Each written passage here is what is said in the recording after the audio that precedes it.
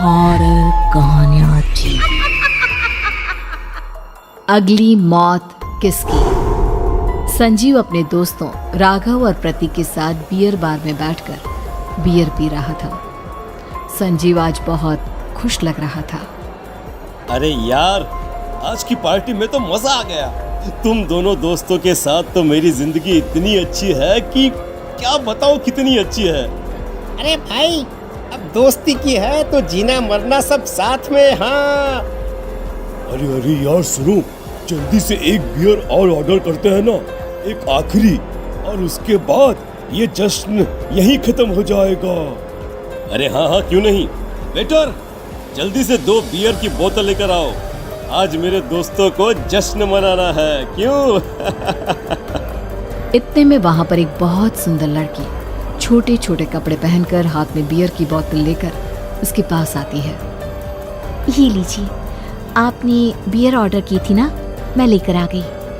क्या बात है यार, इस बार की वेटर तो बड़ी सुंदर है। अब बियर लेकर आई हो तो अपने हाथों से ही पिला दो ना। हाँ, क्यों नहीं, जैसा आप बोलोगे मैं वैसा ही करूँगी। क्या बात है यार, अब तो लगता है रोज यहीं आना पड़ेगा। उसके बाद वो लड़की उन तीनों को बियर सर्व कर देती है। पार्टी करने के बाद वो तीनों अपने अपने घर जाते हैं। प्रतीक, संजीव और राघव को उनके घर छोड़कर जैसे ही अकेला अपनी कार में आकर बैठता है तो अचानक उसे एहसास होता है जैसे उसकी कार की पीछे वाली सीट पर कोई बैठा हुआ है। वो तुरंत पीछे मुड़कर देखता है। तुम यहाँ क्या कर रही हो? और तुम मेरी कार में कब आई? अरे तुम तो बार में वेटर थी ना। बस ऐसे ही मेरा दिल कर रहा था आपके साथ आपके घर चलने का, इसलिए मैं आपके साथ चली आई। अरे लेकिन तुम मेरी कार में आई कब? अभी कुछ देर पहले तो यहाँ पर मेरे दोस्त बैठे हुए थे। प्रतीक के इतना बोलते ही उस लड़के का चेहरा खतरनाक तरीके से बदल जाता है। उसकी आंखें पत्थर की तरह सफेद और पूरे शरीर पर नीली नीली नसें उभर आती है।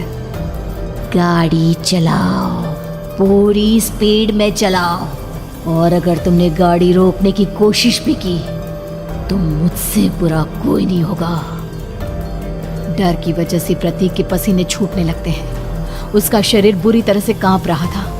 प्रतीक बिना कुछ सोचे समझे कार को फुल स्पीड से चलाना शुरू करता है।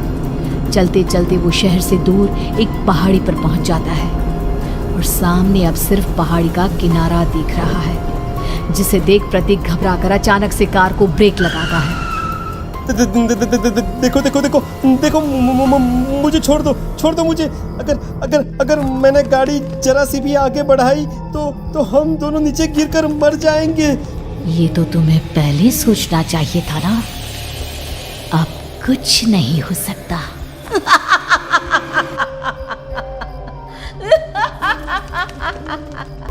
छोड़ दो मुझे। नहीं, प्लीज मुझे छोड़ दो।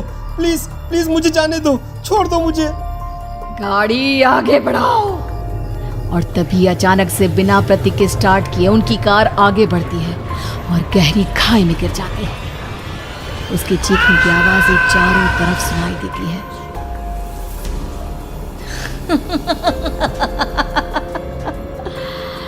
तुझे मारकर मेरे कलेजे में जल रही आग को थोड़ी शांति तो मिल गई, लेकिन अभी ये कहानी खत्म नहीं हुई।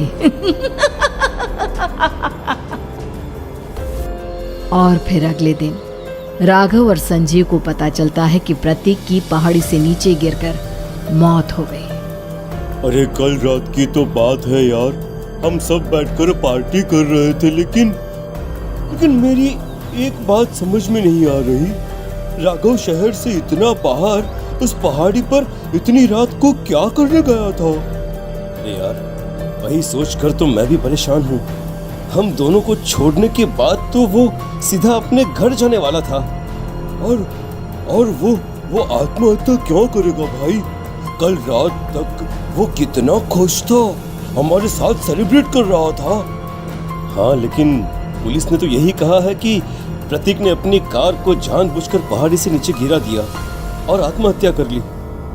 अरे यार, संजीव, मेरी तो कुछ भी समझ में नहीं आ रहा है। चल ठीक है, अब मैं अपने घर जाता हूँ। Okay, bye. राघव अपने घर में अकेला था। दोपहर का वक्त था। तभी दरवाजे की घंटी बजी। कौन है? अरे 1 मिनट रुको, अभी आता हूँ। राघव ने जैसे ही दरवाजा खोला उसने देखा कि सामने एक बहुत खूबसूरत लड़की खड़ी हुई है। कौन है आप और यहाँ किससे मिलने आई हैं? देखिए ना, बाहर बारिश शुरू हो गई थी, मेरी गाड़ी खराब हो गई है। आपका घर नजर आया तो सोचा कुछ हेल्प ले लेती हूँ। क्यों नहीं, आइए ना, आइए आइए। मेरे कपड़े पूरे भीग चुके हैं, क्या आपके पास टॉवल मिलेगा प्लीज? राघव अपने बाथरूम से एक टॉवल लाकर उस लड़की को देता है। थैंक यू सो मच, अब मैं चलती हूँ। अरे इतनी क्या जल्दी है? आप चाहे तो बारिश रुकने तक यहाँ पर रुक सकती हैं। हाँ। लड़की ने पलटकर राघव की तरफ देखा। नहीं, मुझे जाना होगा, मेरा काम बाकी है। और वो वहां से चली गई। उस लड़की के जाने के बाद राघव अपने बाथरूम में नहाने के लिए गया और जैसे ही उसने बाथरूम में देखा तो उसका टॉवल वहीं पर लटका हुआ था। उसने टॉवल हाथ में लिया तो देखा कि उसका पूरा टॉवल खून के धब्बों से सना हुआ है। अरे अरे ये क्या? ये टॉवल तो मैंने उस लड़की को दे दिया था। ये वापस मेरे बाथरूम में कैसे आ गया? और इस पर ये खून के धब्बे कहाँ से आ गए? राघव ने आईने में देखा तो उसकी गर्दन पर एक बड़ा सा चाकू का कट लगा हुआ था जिससे खून बह रहा था, जिसे देख राघव के होश उड़ गए। हाँ, अरे ये क्या? मेरी गर्दन इतनी ज्यादा कटी हुई है और मुझे दर्द भी नहीं हो रहा है।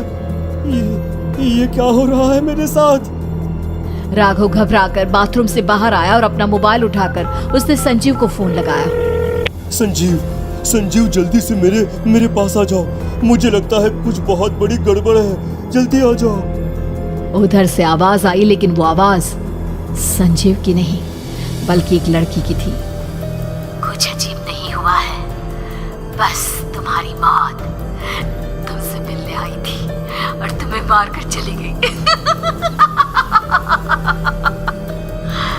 अब तुम इस दुनिया का हिस्सा नहीं हो राघव, इसलिए तुम्हें अपनी गर्दन के कटने का दर्द भी महसूस नहीं हो रहा। नहीं, ऐसा नहीं हो सकता, ऐसा नहीं हो सकता। कौन हो तुम? तुम्हारी मौत। अब संजीव के पास खबर पहुंचती है कि राघव ने अपने ही घर में चाकू से गर्दन काटकर आत्महत्या कर ली। ये सुनने के बाद संजीव के होश उड़ गए। वो पसीने से तरबतर हो गया और एक अनजाना डर अब उसके दिल को सताने लगा। संजीव के साथ ही उसका एक छोटा भाई राजीव भी रहा करता था। अपने भाई को इस तरह परेशान देखकर राजीव उसके पास आया। अरे भैया, क्या हुआ भैया? आप इतने घबराए हुए क्यों लग रहे हैं? प्रतीक और राघव की मौत, मेरा मतलब मेरी कुछ समझ में नहीं आ रहा भाई। अचानक से मेरे दोनों दोस्तों ने आत्महत्या क्यों कर ली? अरे वो तो मेरी भी समझ में नहीं आ रहा है भैया। हाँ, हो सकता है कि कोई परेशानी होगी और इसीलिए उन्होंने ऐसा किया होगा। हाँ, लेकिन दोनों की जिंदगी में एक साथ परेशानी और दोनों का इतनी खतरनाक तरीके से आत्महत्या करना, कहीं ऐसा तो नहीं मैं भी मर जाऊंगा? अरे आप ऐसी बातें क्यों कर रहे हैं भैया? वैसे ही मैं इतना परेशान हूँ। जब से अंजलि ने मेरा साथ छोड़ा है तब से सब कुछ बहुत अजीब सा हो गया है। रोज रात को डरावने सपने आते हैं। ऐसा लगता है जैसे अंजलि बार बार मेरे सपनों में आकर मुझे डराने की कोशिश करती है। अंजलि का नाम सुनते ही संजीव की आंखें फट गई और उसके गले में आवाज अटक गई। उसके चेहरे पर घबराहट साफ नजर आ रही थी। कौन थी वो लड़की जिसने प्रतीक और राघव को आत्महत्या की आड़ में मौत की घाट उतार दिया? और कौन थी अंजलि जो बार बार राजीव के सपनों में आकर उसे डरा रही थी? अंजलि का नाम सुनकर संजीव इतना घबरा क्यों गया? इन सवालों के जवाब जानने के लिए देखिए इस खतरनाक कहानी का अगला भाग।